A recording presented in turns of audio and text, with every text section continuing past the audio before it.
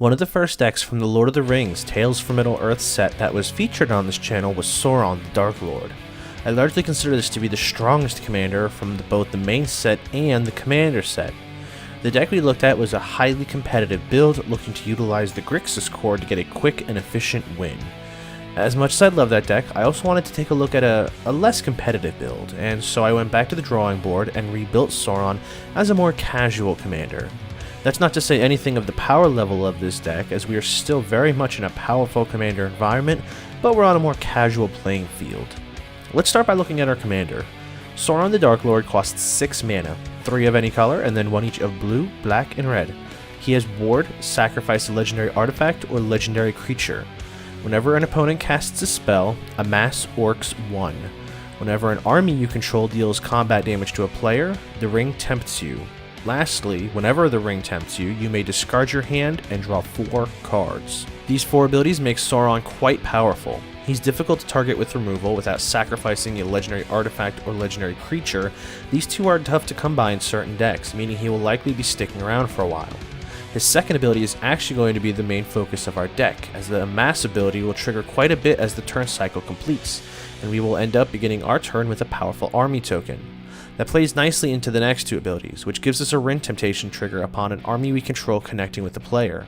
The final ability lets us wheel each time we get a ring trigger, which given the number of methods by which we can be tempted by the ring, that will happen quite often. Realistically, Sauron has a lot of value tacked onto his own card, and being in Grixis colors, we have access to the best colors in Commander.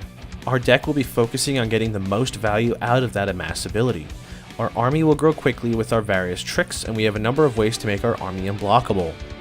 Let's kick off things by looking at what cards will give us amass triggers. I did largely favor amass Orcs, as there are only a handful of the older amass zombie cards that I really liked for this deck.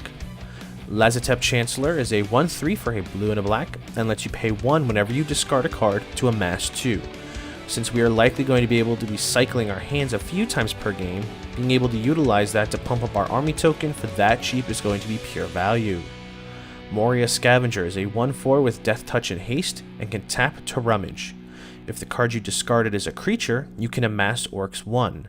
This having haste means that we can use it right away, and the likelihood that you ditch a creature makes this a pretty good candidate to get our army token early on.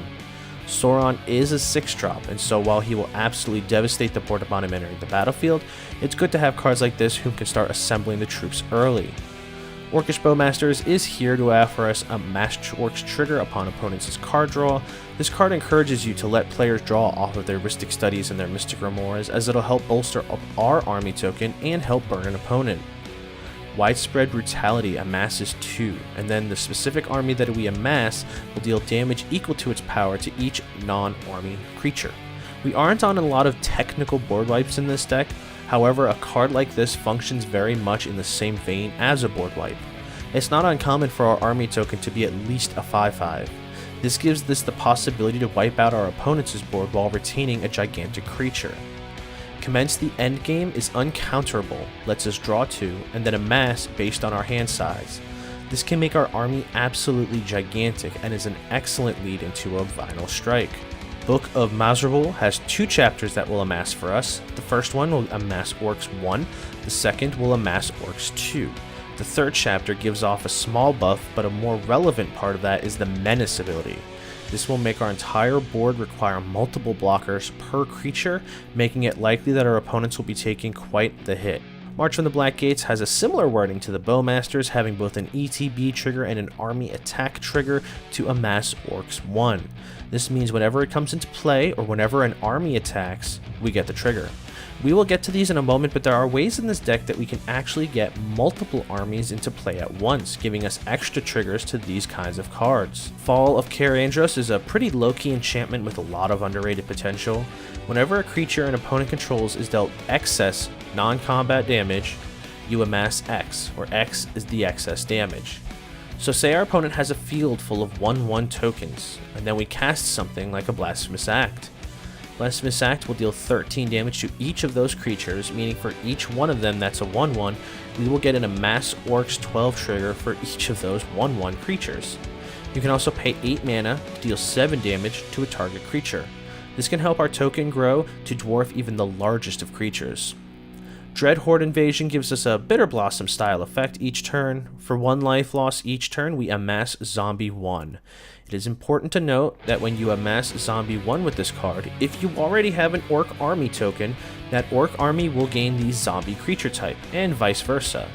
This can also give lifelink to that army, so depending on how huge it's become, you can start gaining a ridiculous amount of life. Black Market Connections also technically makes a 3/2 colorless army token, as the Changeling ability gives it all creature types. Barad-dûr has a conditional activated ability, where if a creature died this turn, we can pay double X, 1 black, and tap it to amass Orcs X. Now, one important card to note here is a card called Changeling Outcast. This is a 1 mana, 1/1 who is both unblockable and cannot block. It has Changeling, meaning that it technically is an army, an orc, and a zombie at all times. This is relevant to quite a few cards in this deck, including the amass triggers, as we can technically amass onto this card, making it bigger while it still remains unblockable. We also included some thematic cards that care about orcs, for the sake of supporting the army token. Marher gives us an extra +1/+1 counter on our army, our goblins, or orcs, which acts as a sort of a hardening scales for our army. Corsairs of Umbar can tap 3 to make a goblin, an orc, or a pirate unblockable.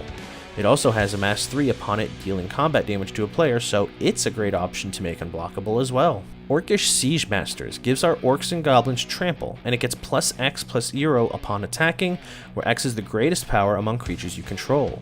If we get our army token to be big, like say a 10/10, this thing will get +10/+0, and both it and our armies having trample means a lot of damage is inbound. Moria Marauder gives us some impulsive card draw whenever a goblin or orc deals combat damage to a player.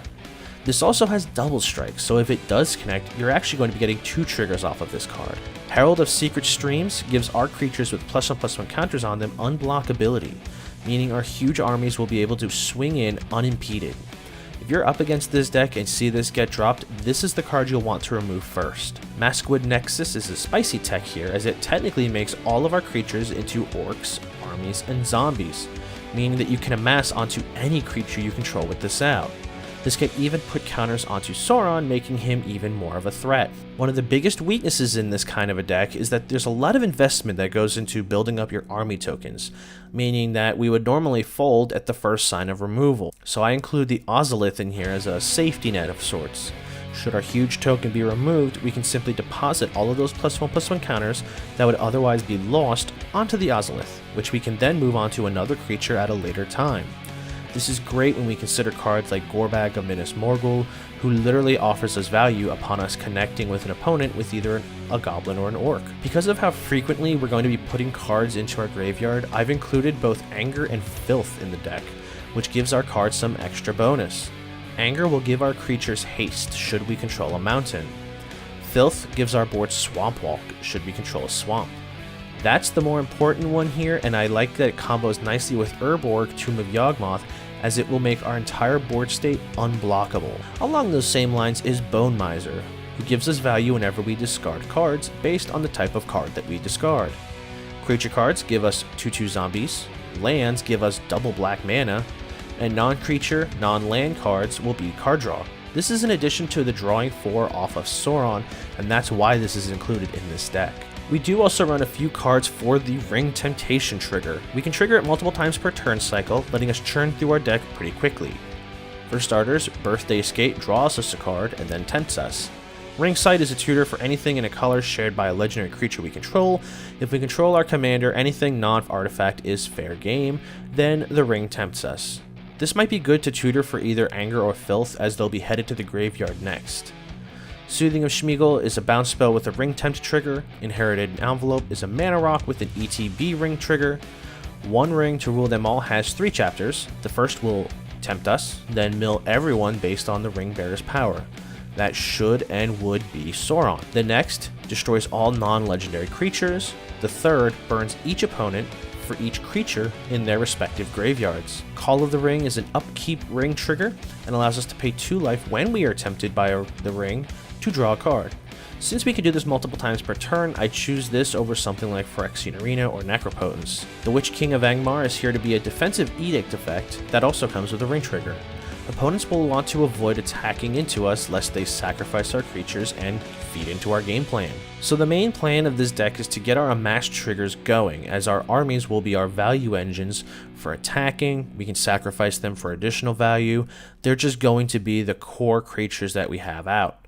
We have means to make them difficult to block as they grow larger, and so at the end of the day we can simply turn them sideways for lethal. The important thing to note is with this deck, while our commander can help this deck snowball even harder, his being in play is not as necessary as some other commanders. We can focus on some of our other orc leaders to help get our army tokens out and making them immense. And while I don't personally run it in this deck, I think Thassa's Oracle could technically be useful here, as with how quickly we churn through our deck, we do run the risk of decking out, and it's a useful failsafe. Run it if it appeals to you, but it's not entirely necessary. For now, we've come to the end of our look at Sauron the Dark Lord. How are you planning to build this deck? Will you be building a flavorful thematic deck, or are you going to be pushing it more into the competitive territory? Let's talk in the comments section below. I hope you enjoyed this video. If so, likes and shares are always welcome.